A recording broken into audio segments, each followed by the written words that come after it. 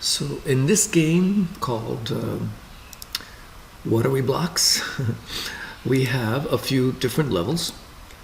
And the way the game is played is you have to click on these colored blocks and they become watery, right? So this one is watery. And if you click enough of them, and you'll fulfill either in the columns or the rows. Now these 3 blocks have water in them, so that means you fulfilled that number 3. If you go further, that means you have 4, so that's not right. And so you're clicking and filling this up with water. Okay, so this one's 3, this one looks good. I'm going to do this one.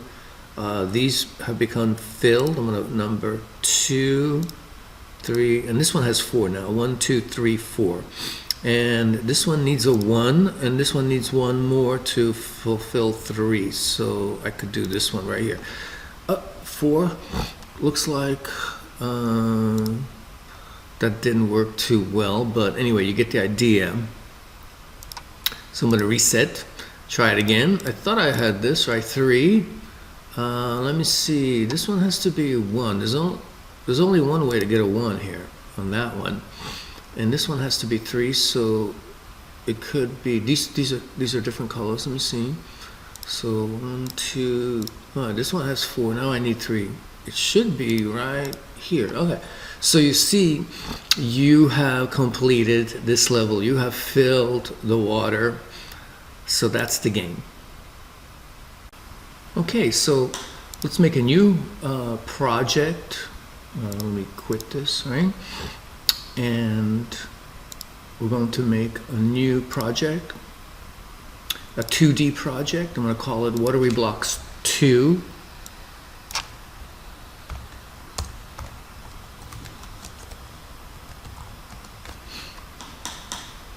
Okay, I guess this is it. So let this run.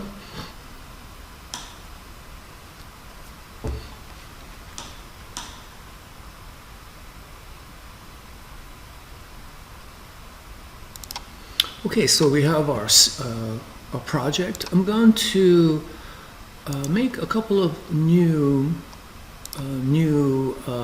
folders here. So I'm going to create a folder, and this is going to be prefabs, and create another folder called scripts.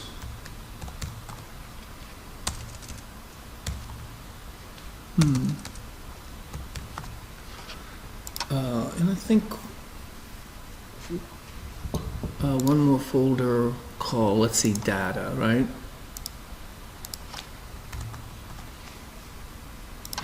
Okay, so this scene right here, it's already done. I'm going to rename it, call menu scene.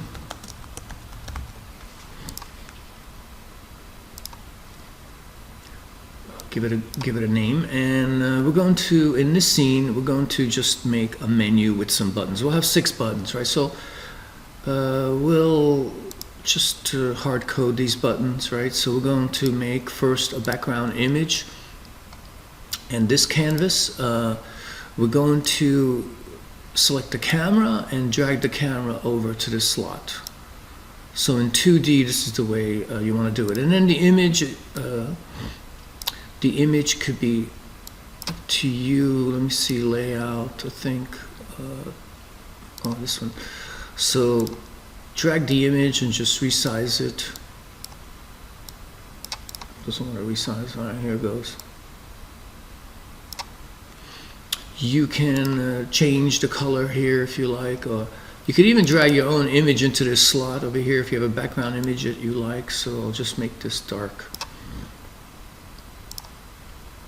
Okay, now we need the buttons. So going to do a button, and I'll call this level 1. Level 1. Change the text. I think right over here, level 1. And I guess there'll be 6 of these, so I don't know, you could resize it. Okay, so we need, what we need to do is we need some scripts so we can go from one scene to another, right? So before we add the script, so what I'm going to do now, I'm going to save this scene, and I'm going to save it under another name. I'm going to call this game scene. We're only going to have 2 scenes. Okay, so we have 2 scenes, game scenes. And in game scene, if I go to the game scene here, and this button, we're going to call, we're going to name it menu. So this one will take me back to the menu. Maybe it'll be up here. So we can worry about that later, right? We also have a reset, but we'll take care of that later. So let's go back to the main menu, save this. To make this button work, we need to save the value of the button, right? We're going to have 6 of them, so if they click on a level 1, I want to know when I go to the game, when I go to the level, to the game scene, I want to know what button was clicked. So we need a script, we need a couple of scripts. The first one, it's a C#. I'm going to call a game manager. And the game manager is like the central location, central brain of our game. So if I double click on this, it'll take me to visual. And we need a couple of things, a couple of variables here. I'm going to put them in a region called variables. This is a good way to organize your code, right? You put them in regions, and should be end region. Okay, so we need some variables. The first is we need access to the game manager wherever we are, whatever location. So there's a singleton pattern here, and the way it works is you declare a static variable. You make sure that there's only one, so if there's more than one, you destroy it, right? And actually you destroy it over here. If not, if there is no instance of this game, you make one, and you make sure that if you go from level to level, scene to scene, you don't destroy it. So it's persistent throughout the game. Okay, the other thing is we're going to need a couple of variables, right? One is the game being played, and also this is what I was talking about. When you click a button, I want to be able to store that value, so when we go to the game scene, we know what level we're on. And the last thing we need to do over here is, this looks like we need to call this function, otherwise it won't work, right? So we on awake, I got a controller here, but it's a game manager. So just to give me some feedback here. Okay, so this is the game manager, and now we can play with the buttons here and save that value, what they clicked. Okay, let's go back to the game, and we need to make another script. I'm going to call this menu manager. So this is the menu manager, which will make the buttons work. Okay, I don't think the menu manager needs any of these. It's just going to have right now one function, and one function is when you want to load the level. When you click the button, we want to execute this this function, right? And we want to go to the game scene. I think this is called game scene, right? And we also want to get or set the game manager's level to whatever they chose, right? So we want to save that value for further use. One import you need when you're using a scene, oops, sorry, wrong one. When you're using scene managers, you need to import. You need this import. Okay, let's see if I have any errors here. I have a couple of pieces of code, so I'm going to go to my script. Looks like we're okay. So we need to add those two scripts to the game. So I'm going to make an empty here, and I'm going to call this game manager. And I'm going to make another empty, call it, oh, didn't do it, did it? Create empty. Oh, it did, I didn't see it. I'm going to call this one menu manager. Okay, on the game manager, we're going to add the script game manager right here. And on the menu manager, we add the menu manager script. So now we're ready to work with the button. So the button needs this code, and it's right here. What we're going to do is we're going to add, I'm going to click plus here, and we're going to say on click, we want to execute a function. So where is that function? Well, it's on the menu manager, right? So we drag that in, and we get the function menu manager, and we say load level. And we can play around. We'll start at 0. Even though this says 1, it'll, when we retrieve the code, or the data for each of these levels, they're in an array or a list, so they start at 0. So keep it at 0. Okay. So now we're ready to make a few of these, right? So what we'll do is we'll take level 1, we'll duplicate it, move it over a little bit, and we'll make, so on this one, of course, I'm going to change this to level 2, and I have to change the text to, where is it, level 2, and you have to change this, where is it, right here, to 1. Okay, so you have to increase that. So each new button of the 6 will, have to make those changes. So I'll do those really quick, and you can do them on your own too. Okay, so I have all my buttons. I make sure to change the text and the levels and everything. So if you look over here, where is it? See, just make sure you change this to a different level.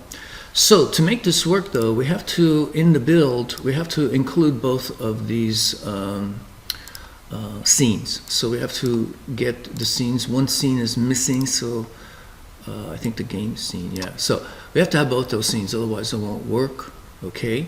And now the other thing that I'm going to do is I'm going to go to the load level. I'm just going to print the level. I'm going to print, let's say debug. I'm going to print the level that I'm hitting here. So I'll just say level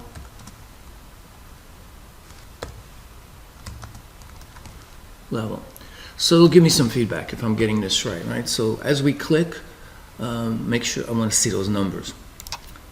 Okay, let me play. See if I have any errors here. So if I click on level, you see it took me to the game scene and it printed level 0. I don't have a back button yet. We'll do that in a moment, but let's run it again. I'm going to click on another, click level 5, and you see it took me to the game scene and it says level 5. So those are working. The other thing is we need those back buttons, right? We need a back button. So let's go to the game scene, save, right? I think I have a button here from last time. Where is it? Okay. If I go to the game, does it show up? Let's see, it looks like this might have to go down.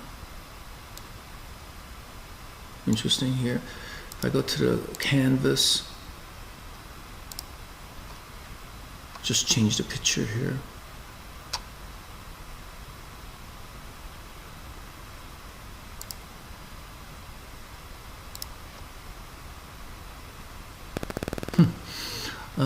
Let me bring this down. Sometimes this thing doesn't make sense sometimes in terms of, I'll just bring it over here, see what happens.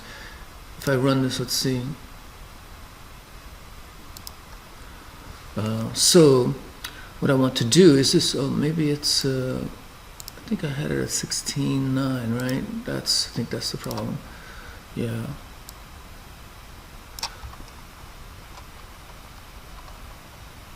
So I could play around with the size later, but I want to make this button work.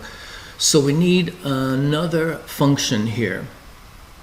Okay, so let's go to the script and we'll add another function here, right? So when they click the menu, we're going to go back to the menu scene. Menu scene. Okay. Let's go here. Same situation. I need a level manager or a menu manager. Need to drag the script over. And now I can go to the button and I could add the script. So menu